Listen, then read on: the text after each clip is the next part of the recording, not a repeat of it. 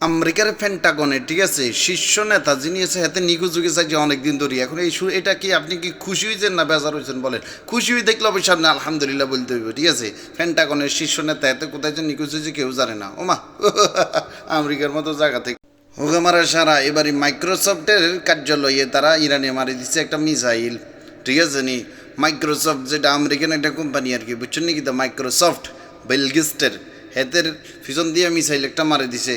আল্লাহ আল্লাহ, এটা থেকে আপনি খুশি না বেজার? অবশ্যই খুশি হইলে আলহামদুলিল্লাহ বলবেন। বাইরে ভাই, ইরানের যে কত হাজার মিসাইল আছে ইরান আল্লাহরা জানে, ঠিক আছে। এইবারই বাইর করছে নাসরুল্লাহ, ঠিক আছে। নাসরুল্লাহ মিসাইল হাতে আরও বেশি ডেঞ্জারাস। বাবুরে বাবু, হাতে ইরানের মারলে কোন দেশে যায় পড়ে আল্লাহ ছাড়া কেউ জানে না, ঠিক আছে। এই নিউজটা আমি পাইলাম ভাই, তো আমি শেষ। হ্যাঁ, আমেরিকার ডোনাল্ড কাকু তো মুখে মুখে ধোঁয়া ধোঁয়া দেখতেছে। আপনি কি এসবগুলো দেখি খুশি না বেজার? খুশি হইলে বলেন আলহামদুলিল্লাহ। আবারও যুদ্ধবিরোধী প্রত্যাখ্যান করলো ইরান, ঠিক আছে। মুস্তফা খামিনি এতে বলছে কোনো যুদ্ধ প্রত্যাখ্যান হইতে না, তোকে যে 370 দিয়েছে এগুলা মানিল। হ্যাঁ, চিন্তাটা করছেন নি নাকানি সুবানি খাইয়া ডোনাল্ড কাকু কতবার যে কত সিস্টেমে যাইতেছে যুদ্ধবিরোধী করার জন্য। না বাবুরা, এবার হবে না। হ্যাঁ, হবে না, হবে। এবারে ইরানের হামলায় রাডার ফাঁকি দেওয়া যে যুদ্ধ ফাইটার বিমান আছে 35 আর কি 35, এইটার হোগা দিয়া যাই একটা মিসাইল পড়ছে, এতে শেষ ধ্বংস হয়ে গেছে গা।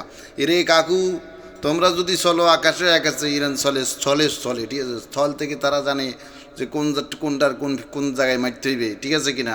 আমি তো আলহামদুলিল্লাহ খুবই খুশি। আপনি খুশি হয়ে দেখলে আলহামদুলিল্লাহ বলি যান।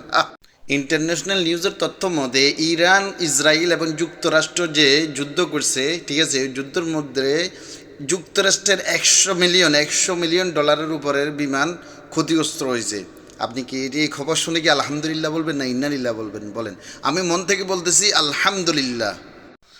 আলী লারিজানি বলে গেছে, আমি যদি দুনিয়াতে বেঁচে না থাকি, ঠিক আছে, আমি যদি দুনিয়াতে না থাকি ইরানের মাটিতে, তাহলে অবশ্যই অবশ্যই তোমরা যুদ্ধ চালিয়ে যাবে, ঠিক আছে। তোমাদের ঈমান এবং শক্তি দিয়ে, ঈমান এবং দৃঢ় বিশ্বাস আল্লাহর উপরে রেখে তোমরা যুদ্ধ চালিয়ে যাবে, ঠিক আছে। অথচ দেখেন ইরানের পুরানো কোনো লিডার বেঁচে নাই, কিন্তু ইরান এখনও যুদ্ধ চালিয়ে যাচ্ছে। এটা হলো তাদের ঈমান এবং তাদের একে অপরের সাথে যে সম্পর্ক। আলহামদুলিল্লাহ, এইভাবে যদি থাকে ইরান একদিন বিশ্বের বুকে মাথা উঁচু করে থাকবে ইনশা আল্লাহ। আপনি কি মনে করেন?